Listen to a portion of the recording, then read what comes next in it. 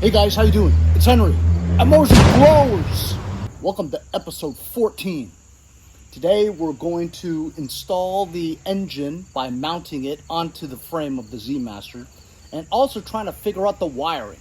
Remember, this zero-turn lawnmower has a wiring harness for an electronic fuel injection engine, being the Kohler EFI engine that we worked on for like 6 episodes. Couldn't get it started because it has no compression due to the valves and the hydraulic lifters. It would cost too much money for me to spend to try to get that to maybe go. So we're just putting that on a back burner. Maybe I'll come back to it some other day. But for now, we want to get this Z-Master running and mowing eventually. So we have the Briggs V-twin on here. I took it off of that DLT 2000. I'm going to use the deck too, probably flip it backwards because the engine's in the back, whereas the engine's in the front. Lawn tractors mow backwards too, right? Same counterclockwise rotation of the blades. The biggest challenge today is to see if I could use the existing EFI wiring harness to power this Briggs V-twin carbureted engine. I doubt it, but I want to try anyway. Worst comes to worst, I remove the wiring harness from that one, put it on this one. Remember, you only need 4 wires for a carbureted engine to run.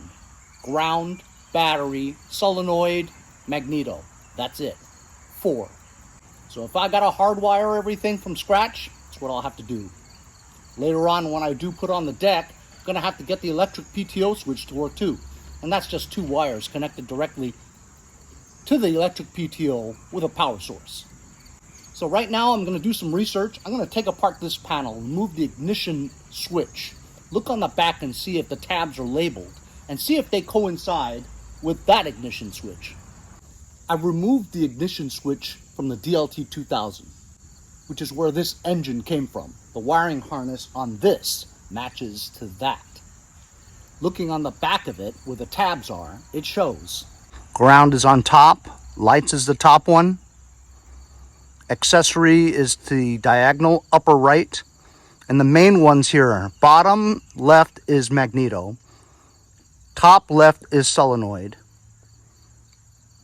bottom right is battery or accessory 2, and the ground is right here, upper left.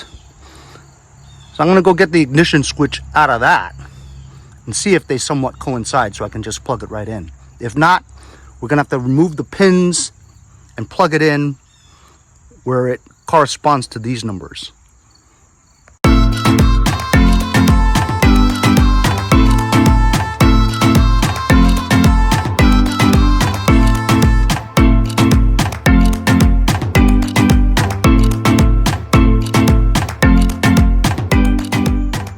Here's the panel taken out.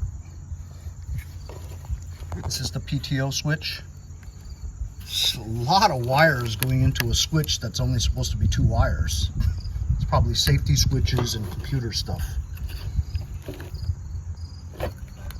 This one goes into the display, which also shows the hour meter, by the way. You can tell it's the hour meter by this hourglass logo icon. And then, of course, as from another episode that I showed you, there's another meter here, and it showed more hours on it. I removed the ignition switch, and it is only a 5-wire switch, whereas the one that is on the DLT 2000 is a 6-wire switch. And lucky me, they do not have the letter designations for each tab. So I gotta go pull up the parts schematic diagram from this model tractor or Z-Master and figure out which one of these tabs is the G, B, S, and M, or just 86 this harness and go get an LT1000 harness that matches that of the DLT 2000. I don't want to steal the harness out of there yet, because I plan on putting a motor on there and using it. So I don't want to rip everything out because it's a pain in the ass to put it back in. I have other harnesses in the back. So I've been looking for a long time online, trying to figure out this part number to this Toro Z Master, the exact model. Found it. They do sell like 4 or 5 of them on eBay, but none of them show what these tabs go to. Looking at the schematics also, it shows you where this goes, but it doesn't have the letter corresponding to it, and it's not in order. So you can't mess around with that. I just couldn't find it. So I'm not going to use the original Toro ignition switch. And I'm not going to even try to use the original Toro wiring harness, because 80% of that wiring harness goes to a computer and safety switches that are for the Kohler EFI engine. Matching up the plug module to the Kohler engine, the wiring is different with different colors. So I don't want to take any chances of frying something, right? So easy enough, I found another ignition switch exactly the same as the DLT 2000, and I found another wiring harness from an LT 1000 or 2000 with a full bore solenoid on it, and it's partially connected already to an ignition switch that I matched up with the DLT 2000, and they're identical. Identical. So for all intents and purposes, by the way, it's not intensive purposes, it's intents and purposes. Look it up, I just figured that out recently. Anyway, for all intents and purposes, this is exactly the wiring harness to the DLT 2000. I mean, it'll work. And so I'm gonna try to connect this to this engine, to the battery, and see if it cranks. I won't put everything in there yet, but just want to connect all the parts and see if it cranks. Then we could clean it up and match it up to the panel and all that stuff. Doesn't look like fun, does it? To create a good ground, I have to mount the engine onto the Z Master. So engine mounting bolts are going in to secure the engine onto the Z Master.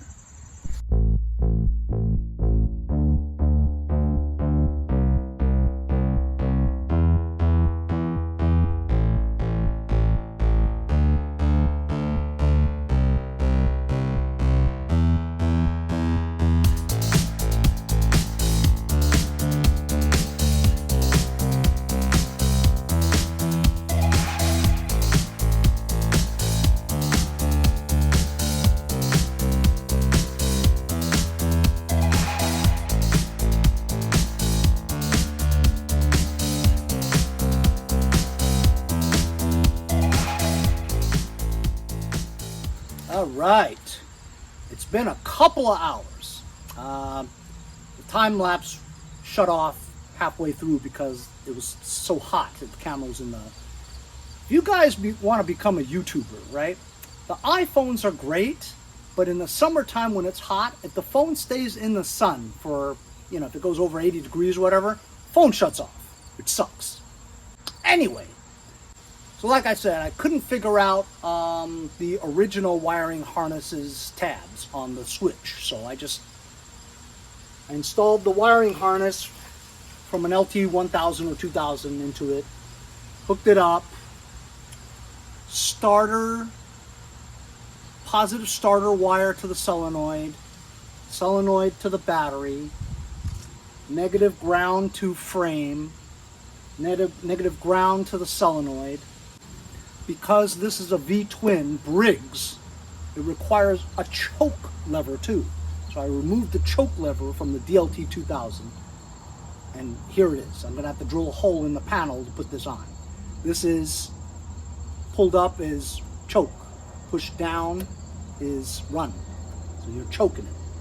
Okay, I've got a spark tester to make sure I get spark. It's all connected. The engine is mounted on here. Will it crank and get spark? I connected the fuel too, but I didn't turn on the fuel shut off yet, so will it crank?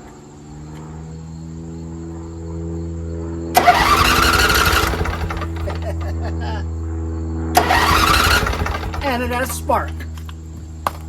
I'll show you the spark. It's tough to see the spark in the sun. Hold on, let me stand in the way.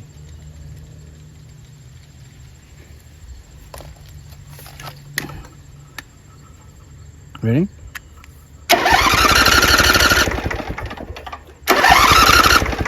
You couldn't see it, could you? Anyway, here.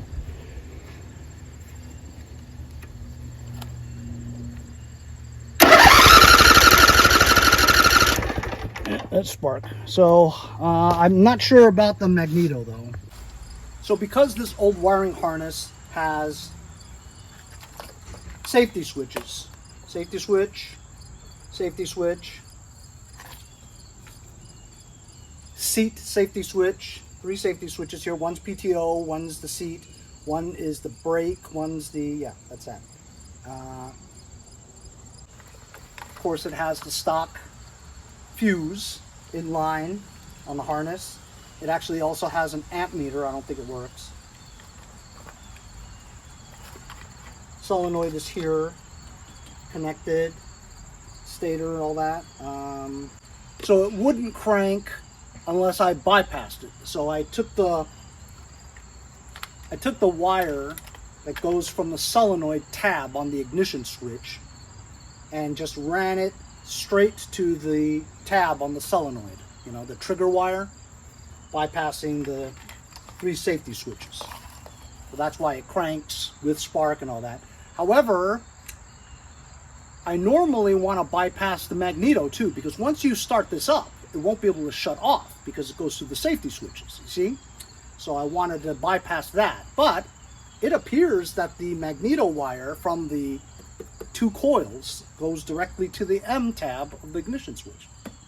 So I guess it comes that way, which is good, because no matter what, if you shut it off, it should shut it off. So now I'm going to turn on the gas, let gas flow, so that cranking this numerous times will eventually prime the lines and start the engine. So will this run? You're gonna have to wait until episode 15. No, I'm not gonna do that to you. We'll try it now. It's gonna be a lot of cranking, I'm sure. Let's see. I should get a fire extinguisher.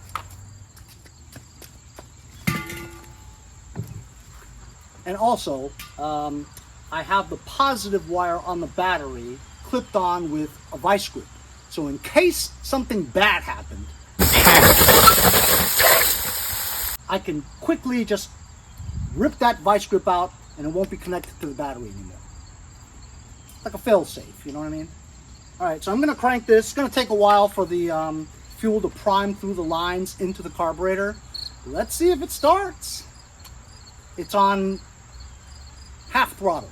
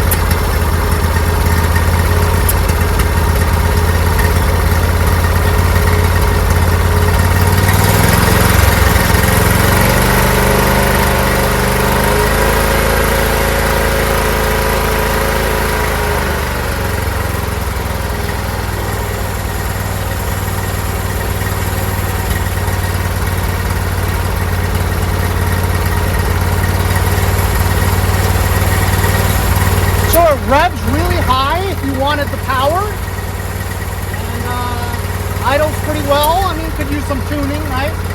So now the test is, will it shut off?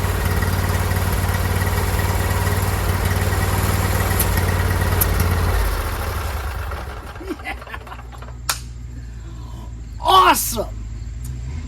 Finally, some success with this project. That's great. Man, I should have done this shit a long time ago. Wasted like 6 to 7 episodes trying to get that Kohler EFI engine going. Spent $85 on that. Alright, I'm alright. Should have put the V-twin Briggs in here a long time ago, from the start. I would have been rolling around driving like 2 months ago. But how about it, fellas? Good old, reliable, carbureted Briggs V-twin engine. Runs great, starts great, so easy too. Only took me a couple hours. And I was cautious. That's great. So my next step is to get all this gobbledygook wiring put together. Probably rip out the old harness. You know what I mean? And then drill a hole in the panel for my choke cable and see if the ignition switch fits in the same hole as the original ignition switch. And there we go. Then we'll mount the original drive pulley in there, and then the electric PTO in there, and then of course we have to try to fabricate that deck to fit on this. But first, of course, we would want to drive around, see if the pumps work right. I don't even know if the pumps work. I'm pretty sure they work, but you never know. But how about it, guys? Finally, a really successful episode. Everything went the way I thought it would. And the best part is I had a wiring harness that was just extra from another tractor that I had taken apart. So I hardly touched the DLT 2000. So DLT 2000 could be a hauler. Just throw another single cylinder engine in there and you're good to go. However, you wouldn't be able to put a deck on there because I'm using the PTO, the electric PTO for this. So, and it doesn't have a manual engaging PTO for the deck, so that would just be a hauler. If that's just going to be a hauler, it doesn't use a choke cable for a single cylinder. Only the Briggs V-twins have a choke cable too. Anyway, I know you guys enjoyed this video, okay? But remember to like, share, and subscribe anyway, so I can continue to bring you great episodes like this. Hopefully we have more successes than failures. It's a feel-good episode. I mean, at least I feel good. Those of you guys have been watching the channel for a while and also following the Z-Master series, I bet you're happy for me too. Leave a comment down below. I'd like to hear your thoughts on the whole thing. There were some people who told me you can't do it. You can't put a carbureted engine on here with all that wiring for an EFI. They said I couldn't do it. I did it. Yeah, we have to swap out harnesses, but I mean, I did it. Did you know that 67% of you guys are not subscribed? It's free! Free! Free! Free! Free! For free! Hit that subscribe button for me, will you guys? Helps me out. Have yourself a great day. I'm going to go celebrate by watching some football. We'll see you guys next time on Mowers and Blowers.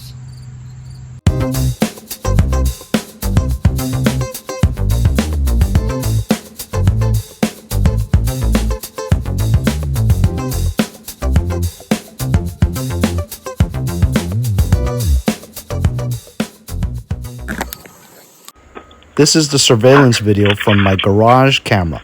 I am